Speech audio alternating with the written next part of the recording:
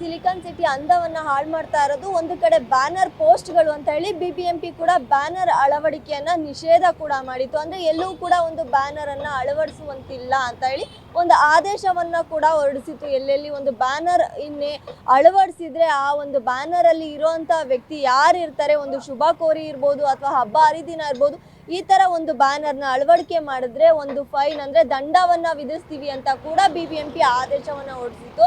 So ಹಾಗಾಗಿ ಒಂದಷ್ಟು ಕಡೆ ಬ್ಯಾನರ್ಗಳನ್ನ ಕೂಡ ತೆರವು ಮಾಡುವಂಥ ಕೆಲಸ ಕೂಡ ಬಿಬಿಎಂಪಿ ಮಾಡಿತ್ತು.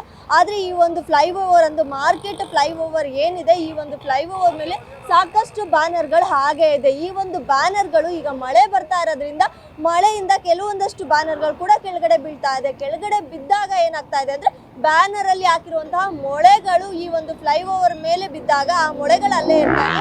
ಸೊ ಈ ಒಂದು ಮೊಳೆಯಿಂದ ಅಂದ್ರೆ ಬ್ಯಾನರ್ ಇಂದ ಎಷ್ಟೆಲ್ಲ ತೊಂದರೆ ಆಗ್ತಾ ಇದೆ ಅಂತ ನೀವು ಕೂಡ ನೋಡ್ತಾ ಇರ್ಬೋದು. ಈ ಒಂದು ಬ್ಯಾನರ್ ಕೆಳಗೆ ಬಿದ್ದಾಗ ಆ ಮೊಳೆ ಕೂಡ ರಸ್ತೆನಲ್ಲಿ ಹಾಗೆ ಬಿದ್ದಿರುತ್ತೆ. ಆ ಮೊಳೆಗಳು ಕೂಡ ಈ ತರ ಅಂದ್ರೆ ಇಲ್ಲಿ ವಾಹನಗಳು ಎಷ್ಟು ನೀವು ನೋಡ್ಬೋದು, ಸಾವಿರಾರು ಸಂಖ್ಯೆಯಲ್ಲಿ ವಾಹನಗಳು ಸಂಚಾರ ಮಾಡುತ್ತೆ.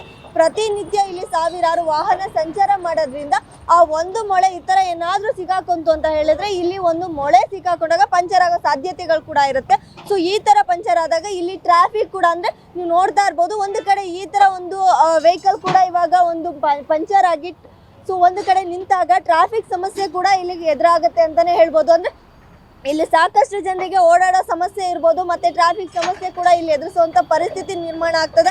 ಅಂದ್ರೆ ಬಿಬಿಎಂಪಿ ಇವಾಗ ಒಂದು ಕಡೆ ಬ್ಯಾನರ್ನ ಅಳವಡಿಸೋ ಆಗಿಲ್ಲ, ಬ್ಯಾನರ್ ಅಳವಡಿಸಿರೋದನ್ನ ನಾವು ತೆರವು ಮಾಡ್ತೀವಿ ಅಂತ ಹೇಳಿ ಒಂದಷ್ಟು ಹೇಳ್ತು. ಆದ್ರೆ ತೆರವು ಮಾಡೋ ಕೆಲಸ ಎಷ್ಟು ಮಟ್ಟಿಗೆ ಈ ಒಂದು ಫ್ಲೈಓವರ್ ಅಲ್ಲಿ ನಡೆದಿದೆ ಅನ್ನೋದನ್ನ ನೀವು ಕೂಡ ನೋಡ್ತಾ ಇರ್ಬೋದು.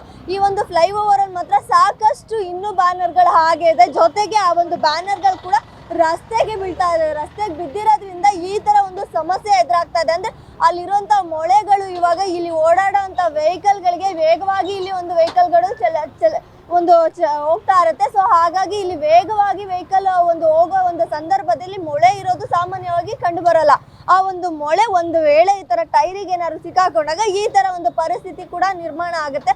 ಸೊ ನೀವು ನೋಡ್ತಾ ಇರ್ಬೋದು, ಸುಮಾರು ಒಂದು 2 ಗಂಟೆಗಳ ಸತತವಾಗಿ 2 ಗಂಟೆಗಳು ಈ ಒಂದು ಜಾಗದಲ್ಲಿ ಈ ಒಂದು ಟ್ರ್ಯಾಕ್ಟರ್ ಇದೇ ತರ ಒಂದು ಪಂಚರ್ ಆಗಿ ಇದೇ ತರ ಇದೆ. ಸೊ ಈ ಒಂದು ಟ್ರ್ಯಾಕ್ಟರ್ ಇಲ್ಲಿ ನಿಂತಿರೋದ್ರಿಂದ ಇಲ್ಲಿ ಸಾಕಷ್ಟು ಇಲ್ಲಿ ಟ್ರಾಫಿಕ್ ಸಮಸ್ಯೆ ಕಂಡು ಬರ್ತಾ ಇದೆ. ಅಂದ್ರೆ ಇಲ್ಲಿ ಬರೋಂಥ ವಾಹನ ಸವಾರರಿಗೆ ಇಲ್ಲಿ ಒಂದು ಇದೊಂದು ಜಾಗದಲ್ಲಿ ಈ ಒಂದು ಜಾಗ ಅರ್ಧ ಜಾಗ ಇವಾಗ ಈ ಒಂದು ಟ್ರ್ಯಾಕ್ಟರ್ 2 ಗಂಟೆಗಳ ಕಾಲ ಈ ರೀತಿ ನಿಂತಿರೋದ್ರಿಂದ ಇಲ್ಲಿ ಸಾಕಷ್ಟು ಸಮಸ್ಯೆಗಳು ಕೂಡ ಕಂಡು ಬರ್ತಾ ಇದೆ. ಸೊ ನಾನಿವಾಗ ಇಲ್ಲಿ ದೃಶ್ಯಗಳಲ್ಲಿ ಕೂಡ ತೋರಿಸ್ದೆ ಇಲ್ಲಿ ಯಾವ ತರ ಸಮಸ್ಯೆಗಳಿದೆ ಅಂತ ಹೇಳಿ. ಸೊ ಈ ಒಂದು ಫ್ಲೈಓವರ್ ನೀವು ನೋಡ್ತಾ ಇರ್ಬೋದು, ಆರ್ಚ್ ಹಿಂಭಾಗದಲ್ಲೇ ಸ್ವಲ್ಪ ಆರ್ಚ್ ಹಿಂಭಾಗದಲ್ಲೇ ಈ ಒಂದು ಈ ರೀತಿಯ ಒಂದು ಟ್ರ್ಯಾಕ್ಟರ್ ಕೂಡ ಕೆಟ್ಟು ನಿಂತಿರೋದು. ಸೊ ಈ ಒಂದು ಟ್ರ್ಯಾಕ್ಟರ್ ಕೂಡ ಕೆಟ್ಟು ನಿಂತಿರೋದ್ರಿಂದ ಇಲ್ಲಿ ಸಾಕಷ್ಟು ಸಮಸ್ಯೆ ಕೂಡ ಕಂಡು ಬರ್ತಾ ಇದೆ. ಅಂದ್ರೆ ಈ ಟ್ರ್ಯಾಕ್ಟರ್ ಜೊತೆಗೆ ಇದ್ದವ್ರನ್ನ ನಾನು ಮಾತಾಡಿಸ್ತಾ ಹೋಗ್ತೀನಿ. ಸರ್ ಎಷ್ಟೊತ್ತಾಗಿದೆ ಸರ್ ಇಲ್ಲಿ ಒಂದು 1 ಅವರ್ ಆಯ್ತು ಮೇಡಮ್. 1 ಅವರ್ ಆಯ್ತು. 1 ಅವರ್ ಅಂದ್ರೆ ಯಾಕೆ ಸರ್ ಇಲ್ಲಿ ಬ್ಯಾನರ್ಗಳು ಹಾಕಿದ್ದಾರೆ, ಆ ಒಂದು ಮೊಳೆ ಹೊಡೆದ ತರ ಆಗಿದ್ದಾರೆ, ಏನಾಗಿತ್ತು ಸರ್? ಮೇಡಮ್ ಬರ್ತಾ ಇದೀವಿ, ರೋಡಲ್ಲಿ ಟೈರ್ ಹೊಡೆದೋಯ್ತು ಅಷ್ಟೇ. ಟೈರ್ ಹೊಡೆದೋಯ್ತು, ಅದಕ್ಕೆ ಬೇರೆ ಟೈರ್ ತಂದು ಹಾಕ್ತಾ ಇದೀವಿ. ಮೊಳೆ ಚುಚ್ಚಿತಾ ಸರ್? ಆಣಿ ಹೊಡೆದು ಆಣಿ ಹೊಡೆದಲ್ಲ, ಟೈರೇ ಹೊಡೆದೋಗಿದೆ ಹಂಗೆ.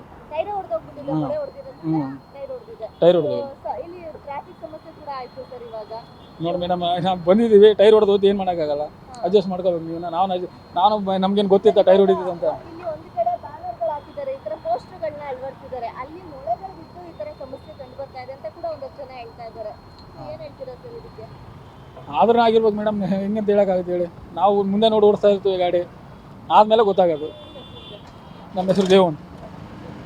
ಸೊ ಕೇಳಿದ್ರಲ್ಲ, ಅಂದ್ರೆ ಇಲ್ಲಿ ವಾಹನ ಇವಾಗ ಇಲ್ಲಿ ಬರೋಂಥ ವೆಹಿಕಲ್ಗಳಿಗೆ ಸಾಮಾನ್ಯವಾಗಿ ಇಲ್ಲಿ ರಸ್ತೆನಲ್ಲಿ ಏನು ಬಿದ್ದಿರಲ್ಲ ಅನ್ನೋದು ಕಂಡು ಬರಲ್ಲ. ಯಾಕಂದ್ರೆ ಸೊ ನೋಡ್ಬೋದು ಇವಾಗ ಟ್ರಾಫಿಕ್ ಸಮಸ್ಯೆ ಯಾವ ತರ ಆಗ್ತಾ ಇದೆ ಅಂತ ಹೇಳಿ. ಒಂದು ಗಾಡಿ ಏನಾದ್ರು ಈ ತರ ನಿಲ್ತು ಅಂತ ಹೇಳಿದ್ರೆ ಈ ಮಟ್ಟಿಗೆ ಒಂದು ಟ್ರಾಫಿಕ್ ಸಮಸ್ಯೆ ಇಲ್ಲಿ ಕಂಡು ಬರುತ್ತೆ. ಹಾಗಾಗಿ ಇಲ್ಲಿ ಹೋಗುವಂತ ವೆಹಿಕಲ್ಗಳು ಯಾವುದನ್ನು ಕೂಡ ನೋಡ್ದೇನೆ ಹೋಗ್ತಾ ಇರುತ್ತೆ. ಆದ್ರೆ ಬಿಬಿಎಂಪಿ ಈ ಒಂದು ವಿಚಾರವಾಗಿ ಒಂದು ಇನ್ನಾದ್ರೂ ಮುನ್ನೆಚ್ಚರಿಕೆ ಕ್ರಮವನ್ನ ವಹಿಸಬೇಕು.